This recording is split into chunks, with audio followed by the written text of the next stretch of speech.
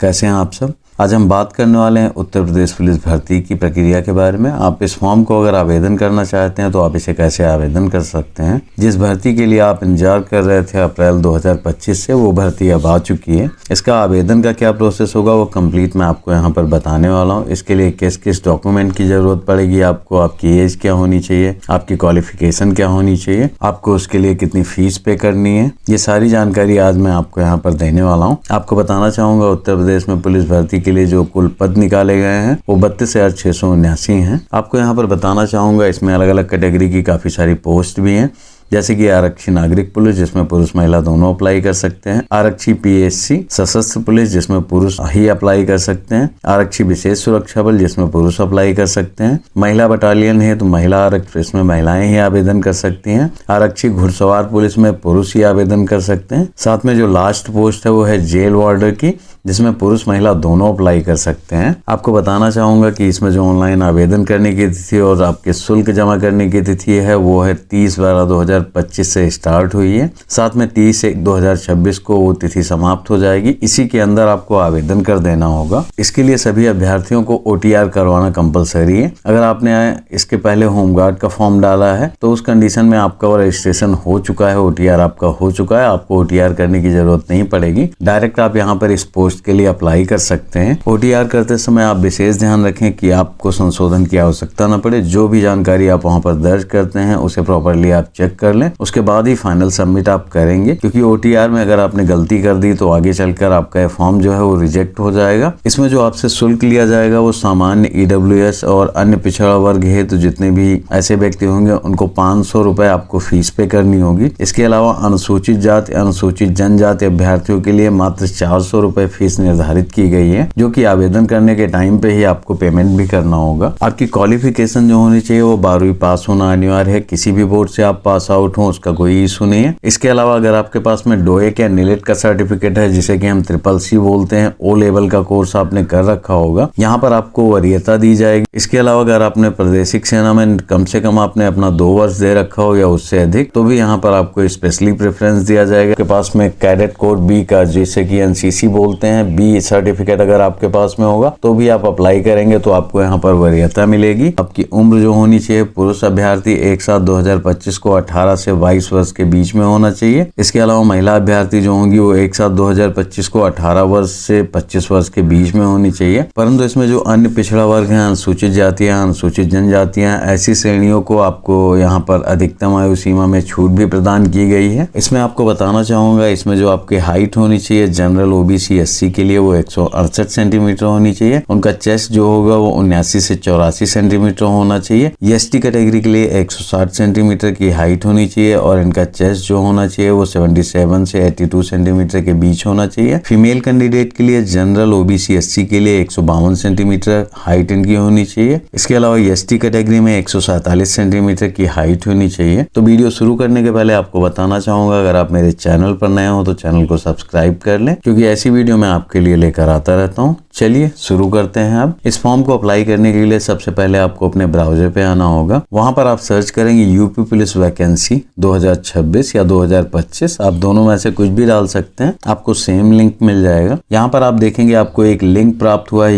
UPPBPB.gov.in। आपको इसी लिंक पर टैप कर देना होगा। आप देखेंगे आप उत्तर प्रदेश पुलिस भर्ती एवं प्रोन्नत बोर्ड की वेबसाइट पे आ गए हैं, जिसमें कि आप देखेंगे यहाँ पर नोटिस रिलीज का ऑप्शन है, जिसमें नोटिस रिलीज डेट है 31/12/2025। आप इस पर टैप करके आप यहाँ पर PDF डाउनलोड कर सकते हैं। कंप्लीट नोटिफिकेशन आप यहाँ पर पढ़ सकते हैं। इसके बाद में इसी में आप देखेंगे, इसी में एक लिंक आपको दिया गया है, उत्तर प्रदेश पुलिस आरक्षी नागरिक पुलिस एवं समकक्ष पदों पर सीधी भर्ती 2025 के अंतर्गत OTR वन टाइम रजिस्ट्रेशन तथा आवेदन करने हेतु लिंक। आपको इस पर टैप कर देना होगा। आप डायरेक्ट आवेदन की वेबसाइट पे आ जाएंगे, जहाँ पर एक महत्वपूर्ण निर्देश आपके सामने खुल करके पॉपअप विंडो आएगी। ओके की बटन पर आप टैप कर देंगे। उसके बाद बाद आप देखेंगे यहाँ पर आपके पास में न्यू रजिस्ट्रेशन का भी ऑप्शन है, साथ में यहाँ पर लॉगिन का भी ऑप्शन है। जैसा कि मैंने पहले आपको बताया था, अगर आपने यूपी होमगार्ड का फॉर्म डाल रखा है तो आपने OTR ऑलरेडी कर रखा होगा। अगर आपने वो फॉर्म नहीं डाल रखा है तो रजिस्टर हियर पर क्लिक करके जो भी जानकारी आपसे पूछी जाती है वो आपको दर्ज कर देना है, आपको अपना OTR कंप्लीट कर लेना है। अगर आपने होमगार्ड का फॉर्म डाल रखा था तो उस कंडीशन में आप पर लॉगिन पर टैप करना होगा। लॉगिन के लिए 3 अलग अलग ऑप्शन है, login with account, login with Aadhaar ID, login with DigiLocker. यहाँ आपको बताना चाहूंगा इन तीनों में से जिस भी ऑप्शन के साथ आप कंफर्ट हो उसके साथ आप जा सकते हैं। जैसा कि मैं यहाँ पर लॉगिन करने जा रहा हूँ, लॉगिन विथ आधार ID। आपके सामने कुछ ऐसा पेज खुल जाएगा जहाँ पर आपको अपना मोबाइल नंबर दर्ज करना होगा। जनरेट आधार OTP के बटन पर टैप करने पर आपको कुछ ऐसा एरर मिलेगा, कृपया सहमति स्वीकार करें, प्लीज एक्सेप्ट द कंसेंट। नीचे आप देखेंगे एक टर्म एंड कंडीशन है, कंसेंट दिया गया है, जिसके आगे एक चेकबॉक्स की बटन है, आपको उस पर टिक कर देना होगा। जनरेट आधार OTP पर अब दोबारा से आप टैप करेंगे तो आपके आधार से लिंक मोबाइल नंबर पर एक OTP भेजी जाएगी। वो OTP आपको यहाँ पर दर्ज कर देना है। लॉगिन के बटन पर आपको टैप कर देना होगा। आप यहाँ पर देखेंगे अपने आवेदन के पेज पर लॉगिन हो गए हैं। पर ऑनलाइन एप्लीकेशन की बटन है जिस पर आपको टैप कर देना होगा। यहाँ पर जितनी भी वैकेंसी है UPP से रिलेटेड वो सारी वैकेंसी आपको दिख जाएंगी। इसमें जिस वैकेंसी के लिए अप्लाई करना है वो मैं आपको बता देता हूँ। उसमें आपको लिखा हुआ दिख जाएगा उत्तर प्रदेश पुलिस में आरक्षी नागरिक पुलिस एवं समकक्ष पदों पर सीधी भर्ती 2025। आपको इसी भर्ती के लिए अप्लाई करना है। यहाँ पर एक चेक बॉक्स है जिसे आपको टिक कर देना होगा। इसके आगे लिखा हुआ है मैं वर्तमान में UPPRPB उत्तर प्रदेश पुलिस भर्ती एवं प्रोन्नत बोर्ड द्वारा प्रतिबंधित नहीं हूँ। अप्लाई के बटन पर आपको टैप कर देना होगा। टैप करने के बाद में आप देखेंगे आपने जो रजिस्ट्रेशन के समय सारी जानकारी दर्ज की थी आप उसी पेज पर आ गए। यहाँ पर लगभग आपकी सारी जानकारी है। कुछ कॉलम्स हैं जो कि आपको अब आगे कंप्लीट करना होगा, वो मैं आपको बताने जा रहा हूँ। यहाँ पर सबसे पहले आपको अपने माता का नाम दर्ज होगा। आप अपने हाई स्कूल की मार्कशीट में देख सकते हैं आपके माता का नाम वहाँ पे क्या दर्ज है, वही जानकारी आप यहाँ पर दर्ज करेंगे। वैवाहिक स्थिति में आपसे पूछा गया है क्या आप मैरिड हैं। अगर आप मैरिड नहीं है तो आप यहाँ पर अनमैरिड सेलेक्ट कर सकते हैं। उसके बाद आपसे आपके निवास प्रमाण पत्र की जानकारी पूछी गई है। आपका डोमिसाइल क्या है, तो यहाँ पर अगर आप उत्तर प्रदेश के मूल निवासी हैं तो आपको यस पर टैप कर देना होगा। मूल निवास डोमिसाइल प्रमाण पत्र जारी करने वाला जिला, किस जिले से आपका निवास प्रमाण पत्र बना है वो जिला आपको यहाँ पर सिलेक्ट कर लेना है। किस अधिकारी द्वारा आपका निवास प्रमाण पत्र बनाया गया है वो आपको यहाँ पर सिलेक्ट करना होगा। किस डेट में आपका निवास प्रमाण पत्र जारी हुआ है वो डेट आपको यहाँ पर सिलेक्ट कर लेनी होगी। आपका प्रमाण पत्र आवेदन संख्या क्या है वो आपको यहाँ पर दर्ज कर देनी है। मूल निवास डोमिसाइल प्रमाण पत्र क्रम संख्या वो आपको यहाँ पर दर्ज कर देनी है जो आपके निवास का सर्टिफिकेट नंबर है। आप देखेंगे आपको ये सारी जानकारी आपके निवास प्रमाण पत्र में मिल जाएगी। जो आपका डोमिसाइल सर्टिफिकेट है उसमें सारी जानकारी आपको एज इट इज मिल जाएंगी, वही जानकारी आपको यहाँ पर दर्ज कर देनी है। उसके बाद में कैटेगरी डिटेल में आ जाएंगे जो कि आपका श्रेणी विवरण है। श्रेणी विवरण में आपको यहाँ पर सिलेक्ट कर लेना है कि आप किस कैटेगरी से हैं। कैटेगरी सिलेक्ट करने के बाद में यहाँ आपसे पूछा गया है आपका जो कैटेगरी सर्टिफिकेट है, जो आपका जाति प्रमाण पत्र है वो किस जिले से आवेदन किया गया है, वो डिस्ट्रिक्ट आप यहाँ सेलेक्ट कर लेंगे। किस अधिकारी द्वारा आपको इशू किया गया है उस अधिकारी की पोस्ट यहाँ पर दर्ज कर देंगे। किस डेट में आपका सर्टिफिकेट जारी हुआ है वो डेट आपको यहाँ पर दर्ज करनी होगी। उसके अलावा आपकी आवेदन संख्या क्या है वो यहाँ पर दर्ज कर देनी है। साथ में आपके प्रमाण पत्र क्रम संख्या क्या है, जो आपका सर्टिफिकेट सीरियल नंबर है वो आपको यहाँ पर दर्ज कर देना होगा। ये भी सारी जानकारी आपके कास्ट सर्टिफिकेट में आपको मिल जाएगी। आपको बताना चाहूंगा अगर आप सामान्य कैटेगरी से होंगे तो सामान्य कैटेगरी वाले व्यक्तियों के लिए कोई भी जाति प्रमाण पत्र नहीं बनता है, वो यहाँ पर सामान्य सेलेक्ट कर लेंगे तो यहाँ पर ये डिटेल्स भरने की उनको जरूरत नहीं पड़ेगी। उसके बाद यहाँ पर नीचे आ जाएंगे आप, नीचे आप देखेंगे यहाँ पर पत्राचार की डिटेल है, पता विवरण। तो यहाँ पर सबसे पहले आपको अपना राज्य सेलेक्ट कर लेना है। उसके बाद में जिला डिस्ट्रिक्ट के कॉलम में आपको अपना जिला दर्ज कर देना है। पता में आपको अपने गांव और शहर का नाम दर्ज कर देना है। थाना पुलिस स्टेशन में आपके जो नियरेस्ट पुलिस स्टेशन होंगे वो पुलिस स्टेशन का नाम दर्ज करना है। आपके पिन कोड वाले कॉलम में आपका पिन कोड यहाँ पर दर्ज करना होगा। अगर आपका पत्राचार का परमानेंट एड्रेस सेम ही है तो यहाँ पर नीचे एक कॉलम दिया गया है, यदि स्थायी पता पत्राचार के पता के समान है तो टिक करें, आपको यहाँ पर टिक कर देना होगा। आप देखेंगे आपका जो परमानेंट एड्रेस है वो भी एज इट इज सेम ही दर्ज हो जाएगा। उसके बाद यहाँ पर आपसे पूछा गया है गृह जिला एवं राज्य, तो सबसे पहले अपना आप राज्य सेलेक्ट कर लेंगे। उसके बाद में जिला डिस्ट्रिक्ट के कॉलम में आपको अपना जिला दर्ज कर देना है। सेव के बटन पर आपको टैप करना होगा। उसके बाद आप नेक्स्ट के बटन पर टैप कर देंगे, आप अपने अगले पेज पर आ जाएंगे। यहाँ आपसे पहले कॉलम में पूछा गया है कोई स्वतंत्रता संग्राम सेनानी है तो आप यहाँ पर यस करेंगे, अन्यथा आपको यहाँ पर नो पर सिलेक्ट कर लेना है। सेकंड कॉलम में आपसे पूछा गया है क्या आप भूतपूर्व सैनिक हैं, तो मेरे केस में ऐसा कुछ नहीं है, मैं नो कर दूंगा। थर्ड कॉलम में आपसे पूछा गया है कि आप उत्तर प्रदेश के राजकीय कर्मचारी हैं और आपके पास अपेक्षित प्रमाण पत्र है। तो मेरे केस में ऐसा कुछ नहीं है, मैं यहाँ भी नो सेलेक्ट कर लूंगा। होमगार्ड के विवरण के लिए आपसे पूछा गया है क्या आपने कम से कम 3 साल के लिए होमगार्ड के रूप में सेवा की है।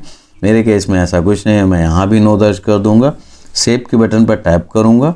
नेक्स्ट के बटन पर आपको क्लिक करना होगा। आप अपने अगले पेज पर आ जाएंगे जहां पर आपको अपनी एजुकेशनल क्वालिफिकेशन दर्ज करनी है। दोस्तों यहाँ बताना चाहूँगा, अगर आपने पहले से ही होमगार्ड का फॉर्म फिल कर रखा है तो यहाँ पर आपको आपकी हाई स्कूल की जो जानकारी हो वो पहले से ही दर्ज है। आपको सिर्फ और सिर्फ ऊपर देखें 12th स्टैंडर्ड और इक्विवेलेंट का ऑप्शन है, आपको इस पर टैप करना होगा। इस पर टैप करते ही यहाँ पर 12th की डिटेल दर्ज करने का ऑप्शन आ जाएगा। अगर आपने होमगार्ड का फॉर्म नहीं डाल रखा होगा तो आपको 10th और 12th दोनों जानकारी यहाँ पर दर्ज करनी होगी। चलिए यहाँ 12th की जानकारी दर्ज कर देते हैं। सबसे पहले पूछा गया आपने किस बोर्ड से अपना इंटरमीडिएट कंप्लीट किया है, उस बोर्ड का नाम आपको यहाँ पर सेलेक्ट कर लेना होगा। सेकेंड कॉलम में आपने किस माह और वर्ष में अपना इंटरमीडिएट कंप्लीट किया है, वो माह और वर्ष आपकी मार्कशीट में आपको मिल जाएगा, वो आपको यहाँ पर दर्ज कर देना होगा। आपका इंटरमीडिएट में रोल नंबर क्या था, वो रोल नंबर आपको यहाँ पर दर्ज कर देना है। प्रमाण पत्र क्रमांक संख्या जो कि सर्टिफिकेट सीरियल नंबर है वो भी आपकी मार्कशीट में आपको मिल जाएगा, वो सीरियल नंबर आप यहाँ पर दर्ज कर देंगे। आपको ऐड की बटन पर टैप कर देना होगा। आप देखेंगे यहाँ पर आपके हाई स्कूल और इंटर, आपका 10th और 12th दोनों जानकारी यहाँ पर कंप्लीट दर्ज हो चुकी है। इस जानकारी को आपको प्रॉपर चेक कर लेना है, कोई भी करेक्शन इसमें ना हो। आपको नेक्स्ट की बटन पर टैप कर देना होगा। आप अपने अगले पेज पर आ जाएंगे। यहाँ पर आप देखेंगे यहाँ पर कुछ डॉक्यूमेंट आपको अपलोड करने के लिए बोला गया है, जैसा कि आपका कास्ट सर्टिफिकेट है। अगर आप जनरल होंगे तो ये ऑप्शन आपके सामने नहीं आएगा। उसके अलावा डोमिसाइल सर्टिफिकेट है जो कि सबके लिए अनिवार्य है। 10th स्टैंडर्ड की मार्कशीट और सर्टिफिकेट आपको अपलोड करना है। 12th की भी मार्कशीट और सर्टिफिकेट यहाँ पे आपको अपलोड करना है। ये सारे डॉक्यूमेंट आप स्कैन करके PDF फॉर्मेट में आप अपने पास में रख लेंगे। अपलोड करने के ऑप्शन पर क्लिक करके आपको एक एक डॉक्यूमेंट यहाँ पर अपलोड कर देना है। उसके बाद में देखें व्यू वाले ऑप्शन पर क्लिक करके आपको अपना डॉक्यूमेंट क्रॉस चेक कर लेना है कि कहीं आप कोई गलती तो नहीं कर रहे हैं। आपको यहाँ पर अपनी लाइव इमेज जो है वो कैप्चर करनी है। लाइव इमेज कैप्चर करने के लिए आपको किसी ऐसे प्लेन वॉल के सामने खड़ा होना होगा जहां पर आपकी लाइव इमेज प्रॉपर्ली कैप्चर हो। शर्ट आपकी जो होनी चाहिए वो किसी डार्क कलर में होनी चाहिए। आपके पीछे आपकी शैडो ना हो। अपनी आंखों को आप 3-4 बार ब्लिंक करेंगे। उसके बाद में कैप्चर के बटन पे आपको टैप कर देना होगा। आप देखेंगे आपकी इमेज जो है वो कुछ इस तरीके से कैप्चर हो जाएगी। उसके बाद में अभ्यर्थी के सिग्नेचर के ऑप्शन पर आप आएंगे। यहाँ आपको बताना चाहूँगा आपको जो सिग्नेचर होना चाहिए वो 140x60 पिक्सल्स का होना चाहिए। उसके अलावा सिग्नेचर की साइज़ जो होनी चाहिए वो 5 KB से 20 KB के बीच में होनी चाहिए। आप अपना सिग्नेचर ऐसा बना के यहाँ पर ब्राउज पर टैप करके आपको अपना सिग्नेचर अपलोड कर देना होगा। सेव के बटन पर आप टैप करेंगे। उसके बाद नेक्स्ट के बटन पर आपको टैप कर देना होगा। यहाँ पर आने के बाद में आप देखेंगे यहाँ पर जो एलिजिबल पोस्ट है आपके लिए वो सारी पोस्ट की लिस्ट यहाँ पे आ जाएगी। आपको सीक्वेंस वाइज ये पोस्ट सेलेक्ट कर लेनी है। जो भी आपकी फेवरेट पोस्ट होगी सबसे पहले आप उस प्लस आइकन पे टिक करेंगे, वो ऑटोमेटिकली आपके राइट साइड के आवेदक पदों की वरीयता की लिस्ट में शामिल होता जाएगा। सीक्वेंस वाइज जिस पोस्ट के लिए आप प्रेफरेंस देते हैं वो आपको यहाँ पर सेलेक्ट कर लेना होगा। जैसा कि आप देख सकते हैं मैंने सेलेक्ट कर लिया है। उसके बाद में यहाँ पर नीचे आपको एक ऑप्शन दिया जा रहा है, मैं जिन पदों के लिए आवेदन करने में रुचि रखता हूँ उसके लिए मैंने अपने पद वरीयता क्रम की जांच कर ली है। आपको इस ऑप्शन पर टिक कर देना होगा। स्क्रॉल डाउन करके आप नीचे आ जाएंगे।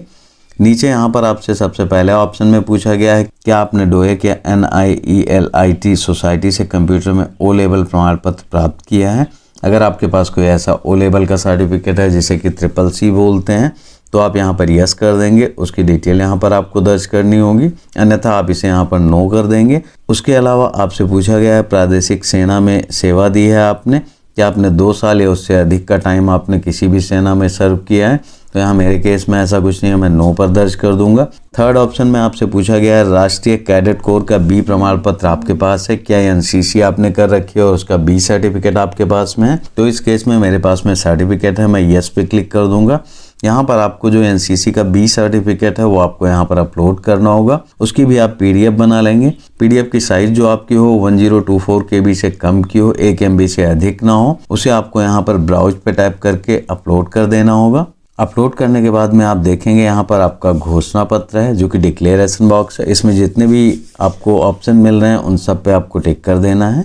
स्क्रॉल डाउन करके आप नीचे आएंगे, यहाँ पर भी घोषणा पत्र है। जितने भी डिक्लेरेशन है उन सब पे यस पे आपको टिक कर देना है। प्लेस में आप अपने जिस प्लेस से आवेदन कर रहे हैं उस प्लेस का नाम दर्ज कर देंगे। प्रीव्यू एप्लीकेशन पर आपको टैप कर देना होगा। आपके सामने आपके एप्लीकेशन का प्रीव्यू कुछ इस तरीके से खुल जाएगा। आपको प्रीव्यू में प्रॉपर आपको चेक कर लेना है कि कहीं कोई भी मिस्टेक ना हो। अगर मिस्टेक होगी तो अभी भी आप करेक्शन कर सकते हैं। प्रीव्यू प्रॉपरली चेक करने के बाद में नीचे आपको एक ऑप्शन दिखेगा, मैंने उपरोक्त विवरणों को पुनः जांच की है और उन्हें सही पाया है, इस पर आपको टिक कर देना है।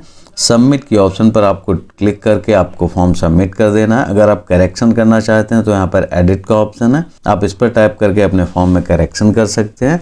बट मेरा फॉर्म जो है वो प्रॉपरली फिल हो चुका है। मैं सबमिट के ऑप्शन पर टाइप करूंगा। सबमिट पर टाइप करने के बाद में आप अपने अगले पेज पर आ जाएंगे जहाँ पर आपको अपनी फी पे करनी होगी। यहाँ पर राइट साइड में पेमेंट का ऑप्शन मिलेगा, पे विथ SBI ई-पे, आपको इसी बटन पर टैप कर देना होगा। अगर किसी कंडीशन में आपकी पेमेंट फेल हो जाती है, आप पेमेंट नहीं कर पाते हैं, तो उसके लिए क्या करना होगा, आपका अकाउंट लॉग आउट हो जाएगा। दोबारा से आपको लॉगिन कर लेना है। लॉगिन करने के बाद आप एप्लीकेशन हिस्ट्री पर टैप करेंगे। यहाँ पर आप देखेंगे आपका फॉर्म जो पेंडिंग है वो यहाँ पर शो हो रहा है। पेमेंट के ऑप्शन के सामने पे नाउ की बटन हाईलाइट हो रही है, आपको इसी पर टैप कर देना होगा। यहाँ पर आपको टैप करने के बाद आप पेमेंट के पेज पर आ जाएंगे जहाँ पर आप payment debit card, credit card से भी कर सकते हैं, नेट बैंकिंग के थ्रू कर सकते हैं, UPI से भी कर सकते हैं। मैं यहाँ पर UPI सेलेक्ट कर लूँगा। यहाँ पर आपके सामने दो मोड आएंगे, इंटर UPI ID, सेकंड आपका UPI QR। मैं UPI QR पर टैप करूँगा, पे नाउ की बटन पर टैप करूँगा। आप देखेंगे SBI पे का एक QR खुल करके आ गया है। इसी QR को मैं अपने UPI ऐप से स्कैन करके पेमेंट कर दूंगा। पेमेंट सक्सेसफुल होने पर आपके सामने एक मैसेज प्राप्त होगा। आप देखेंगे यहाँ पर बैक का ऑप्शन है, आप चाहें बैक होकर के आप अपने मेन पेज पर आ सकते हैं या फिर प्रिंट करके यहाँ पर आप स्लिप जो है ये प्रिंट कर सकते हैं। मैं बैक पर टैप करूँगा। यहाँ आप देखेंगे व्यू एप्लीकेशन का एक आइकन बना हुआ है। व्यू एप्लीकेशन के आइकन पे टैप करने के बाद में आपका जो एप्लीकेशन है वो आपके सामने कुछ इस तरीके से खुल करके आ जाएगा। नीचे प्रिंट एप्लीकेशन की बटन दी गई है, इस पर टैप करके आप अपने फॉर्म को प्रिंट कर सकते हैं या PDF में कन्वर्ट करके आप अपने पास सेव करके रख सकते हैं। जैसा कि मैंने PDF में कन्वर्ट करके अपने पास रख लिया है। आप देख सकते हैं इस तरीके से आप बड़ी आसानी से उत्तर प्रदेश पुलिस का फॉर्म फिल कर सकते हैं। इसमें अगर आपको कोई प्रॉब्लम आती है तो आप मुझे कमेंट बॉक्स में कमेंट करिए, मैं आपको फ्रिक्वेंटली रिप्लाई देने की कोशिश करूंगा। जल्द से जल्द आपकी प्रॉब्लम सॉर्ट आउट करने की कोशिश करूंगा। तो वीडियो अगर आपको अच्छी लगी हो तो वीडियो को लाइक करें। मिलते हैं ऐसी अगली वीडियो में। जय हिंद, जय भारत।